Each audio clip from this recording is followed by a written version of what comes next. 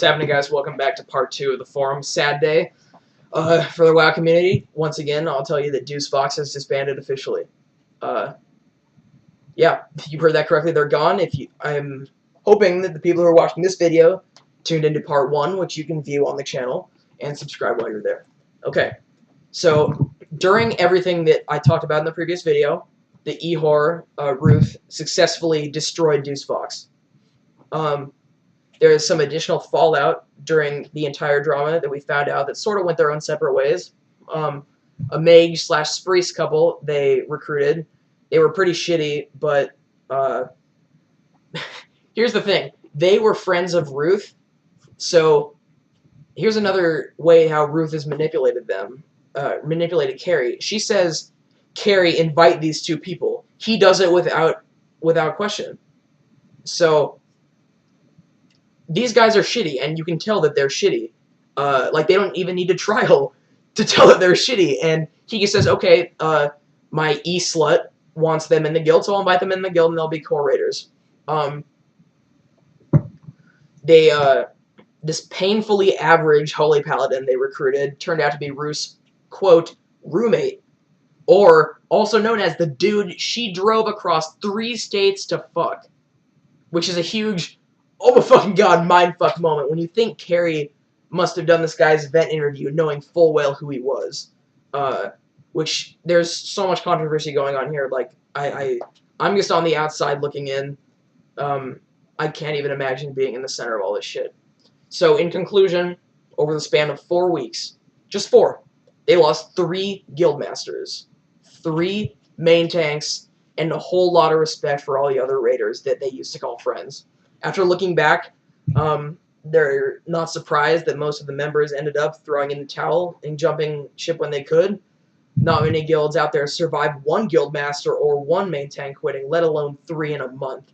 Deus will be 10 manning, pretty hardcore for the foreseeable future, but who knows what's gonna come of it, because they were one of the most influential 25-man guilds ever for the United States, at least. So they are done.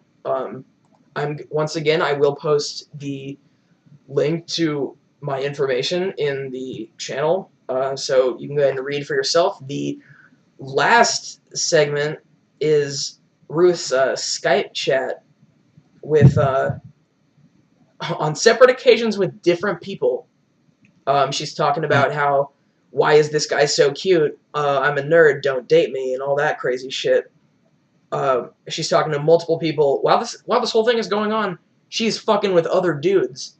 But now I'm scared that the same thing's gonna happen with vodka, because now she's in vodka. I want to jump in and say one quick thing. You can take all the time you want, because that's it. The story's over. I want to say this basically. I said in the last video that e-whoring yourself is actually illegal. It's against the law by many standards. It's not just you've heard, of course, you probably heard of this thing called texting, right? Well, now they've got this whole thing called sexting, and under the federal law of the United States of America, sexting is it's defined by sending sexual messages via text message, instant message, or chat message. World of Warcraft has chat messages. So under federal law, you're facing prison time. Oh yeah, fuck, I forgot to mention that. Please, when you go to this website, go to some of the comments. They're pretty interesting. There's some responses on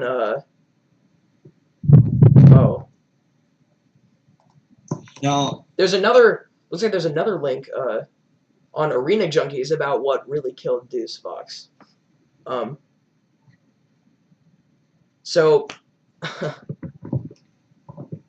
now also remember, with the whole sexting thing, it's not just against Ohio law. It's like against American law. It's against the state laws too. So if America doesn't get you, your state will, and then even your city will maybe.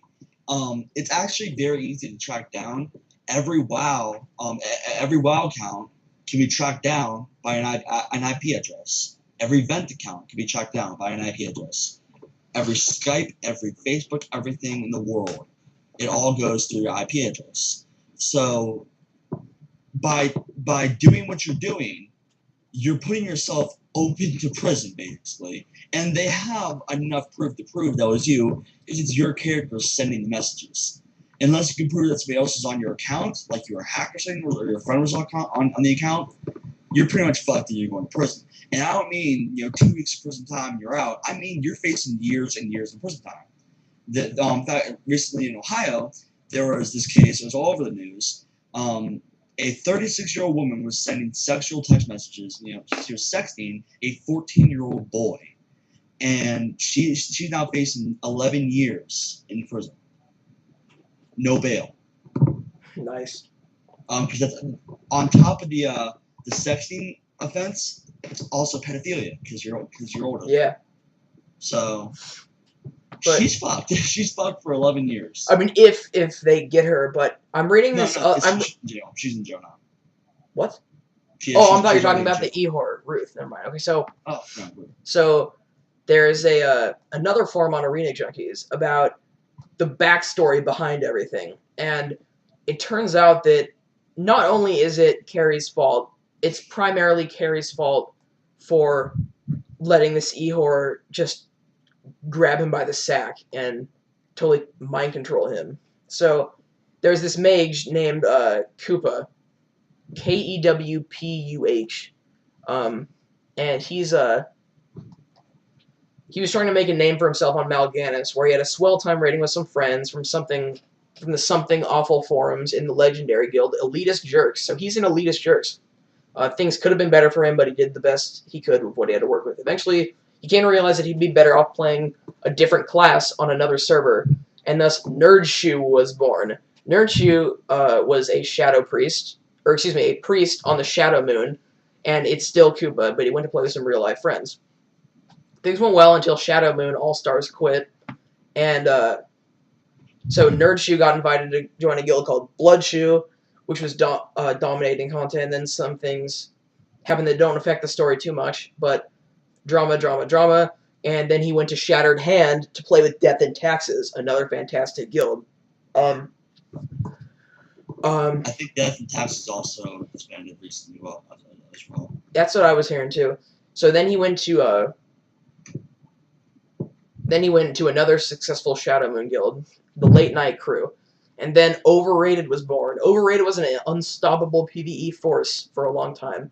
Overrated transferred to Black Dragonflight as soon as the option was introduced to players. Overrated quickly established themselves as the dominant guild on the server, overshadowing the accomplishments of the previous top server guilds. So the transfer itself isn't significant to the story, but the tragedy of the story is born from someone completely unexpected. Nerdshoe was an important member of Overrated. As a core healer, he was essentially the backbone of the guild. It might even be safe to say he was the guild. Never mind all the other people, but it doesn't matter. Nerdshoe was Overrated. Nerdshoe made the guild seem so appealing that he even introduced his brother to it and convinced him to make a character on the server. Thus, Huangjia was born. Huangjia didn't appear to be as devious as one would eventually come to discover, but what the guild didn't know wouldn't hurt anyone, or so they thought. Huangjia, Nerdshoe's brother, met Structo, who then became instant best friends. They stuck till the very end, including the unfortunate demise of Overrated. After US Horde first KT kill in 2006, Overrated found themselves a little cocky when it came to content, with the desire to create more ATS stabs. Checking the time in the video really quick. Okay. So they're doing all the Nax shit, or excuse me, the pre-BC shit. So the guild ends up deciding to transfer to Korgath to provide competition for Death and Taxes during BC progression. So this guy who was in Death and Taxes leaves, becomes everything that this one guild stands for. That guild then switches to Death and Taxes server and competes with them. Then Burning Crusades come around and they met the very talented Holy Pally by the name of Carrie, of course, who we spoke of in the earlier video. He is now the best healer in Overrated, and when Nerdshoe returns to pay his newly introduced Horde class, he quickly feels threatened by Carrie, because Carrie is a much better healer, and intruded on his relationship with a guy named Clockwork. And so, not one to be outshined or outdone in any way in the eyes of his beloved Clockwork, Nerdshoe quickly took charge of the situation and managed to alienate Carrie by being as unreasonably rude to him as possible, as well as securing his position as DKP Oh, fuck. So now he's DKP officer after this guy Mott decided he was tired of doing it. So, one could say this truly signaled the death of Overrated. Due to a burnout in content and lack of solid hunters, Overrated called it quits. People transferred off the server, and a hero by the name of Orifex attempted to lead a new group of people who turned out to be annoying retards through Beachy, IGL, Sunwill, and the remaining important Overrated players went to do on other things. As time passes, we soon find Carrie, Buckwild, Obsin, I don't know how to say her name. Fuck. Sorry, I'm getting Facebook tells. So, after some more unimportant things, Huan just sold and stole his account back a few months later and decided to reunite with Structo, his best friend. Huanja becomes close with Nakaru and Carrie, and soon the four become inseparable. I need to stop the video here. So, I didn't think it was going to be a three-parter, but it's a two-parter. Or, excuse me, I didn't think it was going to be a three-parter, but it is. So, please watch the next video, and so you can hear even more in depth of how Deuce Fox came to be.